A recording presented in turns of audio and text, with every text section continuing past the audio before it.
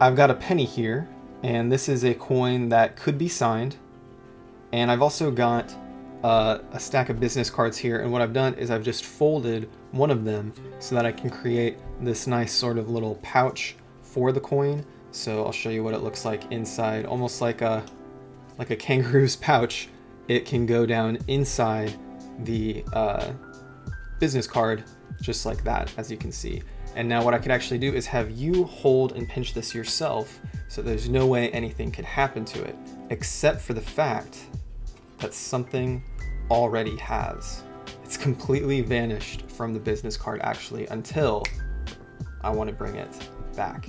Welcome to the video. If you enjoy learning magic tricks and engaging in discussions of magic, be sure to subscribe as I post about twice per week. Some of the tools I use in my videos, I have or have had a affiliate link for. I earn a commission if you purchase that through my link, and all my relevant connections will be posted at that link. Check out my merch store and my exclusive membership if you want to dive even deeper. But for now, let's get into the video. Welcome to this cool coin vanish. Now this trick, along with the other tricks this month, is coming from Gene Hugard's Coin Magic book. So if you're interested in learning more, be sure to keep checking back this month for more coin tricks. This particular trick you can do with a piece of paper.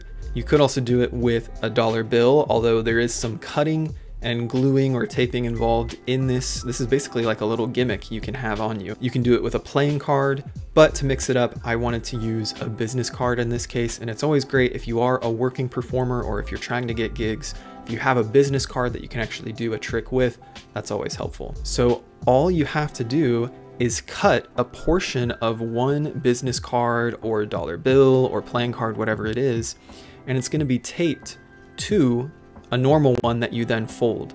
Now in this case, I taped just this side. I believe in Hugard, he had it taped on this side and on this side, so that then you have more the idea of a pocket. But because this business card is so stiff, I didn't want to get stuck where it was too difficult, but you can do that. But this would be the idea, is that you have a literal pouch that this can then go into. So you have that taped on the business card, and you can do what you prefer in terms of folding. I have it pre-folded, but if you want it to seem more organic, you can just have this business card not folded, secretly prepped. And what you'd have to do is display it this way so that they only see the front, and you just fold along the line.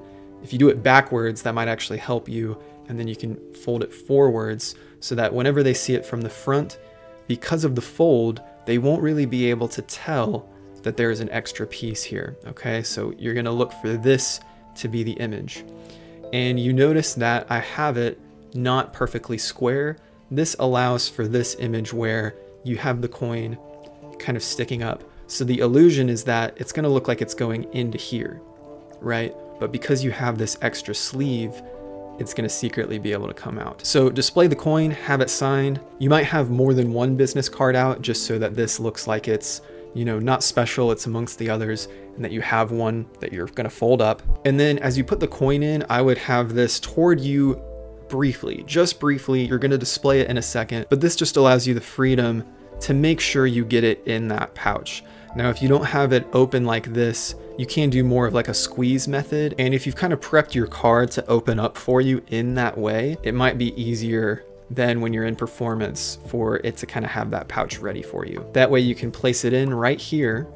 And now it is in the secret compartment, as you can see right there. So it's not actually gonna fall in between the fold, it's actually gonna fall out the other side. But this allows you to show what you're doing, that you have it there, and you can even stick it in all the way as you're showing them.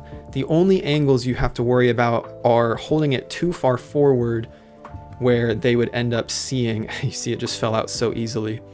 You don't want them to see that extra piece of card, so that's the only bit of angle you need to worry about. But once you've placed it in and shown them, you can then let it slide in, and you want to show them that you've just slid it right in. You really want them to see that moment that it's in between and you slide it in, and you're just going to pinch for now so that it doesn't fall all the way through.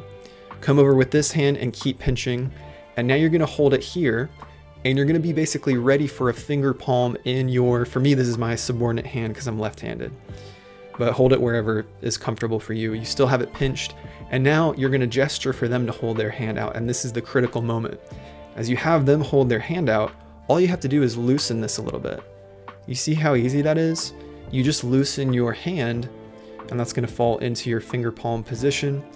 And we have this perfect display of the pouch, and it's going to look the same to them. Hey, real quick, if you're enjoying this video, I wanted to tell you about the exclusive videos that I'm putting on my membership this month. At the base tier, that's the supporter tier, I'm going to be telling you about 3 classic magic books that I think you should have in your library. Just going to talk a little bit about each of them as well as where you can get them. And at the upper tier, this is my insider level of the membership, we're going to be teaching tricks with coin shells. This is a classic special tool for coin magic, and I'm going to be teaching from this month's resource, Hugard's Coin Magic, covering 2 different types of sort of magic moments you can very easily create with this prop. But in our discussion, I also kind of jazzed together a little bit of a freestyle of like a 3-phase routine you can do building off the principle shared in this book. And so all that's put together in a video that I've added to the bonus tricks library, which, like I said, you have access to if you're an insider member. So check those out if you're interested. But for now, let's get back into the video. You have this now, and you just hold it in your finger palm. That's where you curl your fingers in,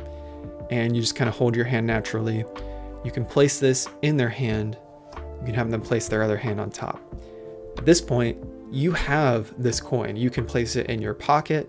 If you have coin to wallet or any other magic props on the market, you can load it at this point.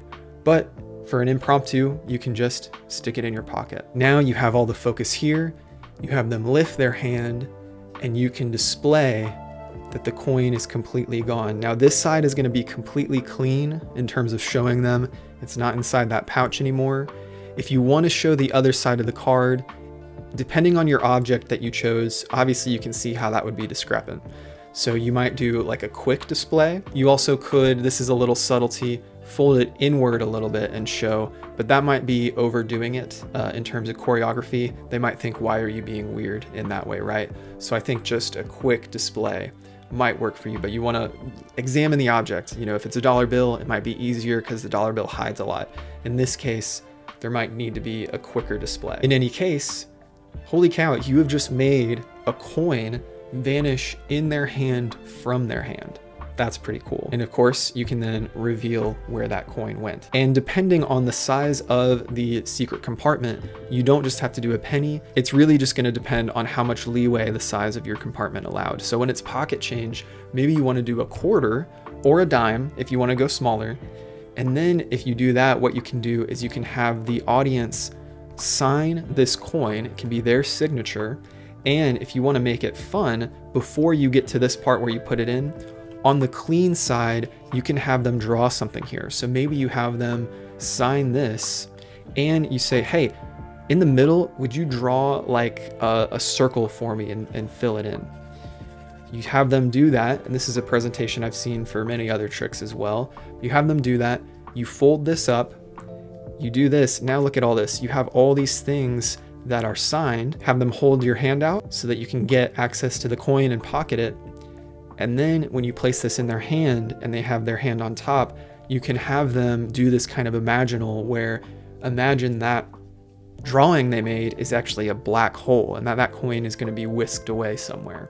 So now you've kind of motivated and also you've involved them, and this has the feeling of authenticity to it where they know nothing is going on weird here and they have signed this. So now as well, when they open their hand, you can show both sides like this. That's another note to make, as well as before you show the opening. This can kind of prove once again that there's nothing on the other side. And then you open up, there's no coin, there's just the black hole. And now you can then draw all attention to the coin in the pocket or wherever you loaded it to. Now, one thing to note with that is that since you did have this signed in this version of it, if you make this too special, maybe they'll want to see it again. Whereas when it was unsigned, just generic, you might get away with, you know, moving on, and then you can have a folded one to switch in. And because they didn't sign it, it might be easier. But all things to consider, there's the pros and cons in all cases. But if you want it to be completely clean at the end, just fold up another business card that doesn't have anything attached, and you can switch that in. Just by when you go to the pocket and you have them verify that that's their signature, go south with this, put it in your pocket, wait a beat, and then just kind of casually take it out and leave it on the table. And there you go. It's not slight free, but it really takes the pressure off, and yet it doesn't feel too contrived. If anything, it makes it feel more fair, like you're putting it into something that you can't get into. So I hope you enjoyed that trick from Hugard. Let me know in the comments, if you could do real magic, where would you make a coin appear? I'm curious to know, where would you have a coin randomly appear if you could do real magic? Let me know in the comments below, and thank you guys for watching. Thanks for watching. If you want more, you can check out the membership for some exclusive content. Pick up some merch from the Magic merch store. I also have a journal for magicians. You can check out all those links below. And if you want more free content, check out the video that YouTube is recommending to you right now. But until next time, keep enjoying your magic, stay a hobbyist at heart, and I will see you guys in the next video.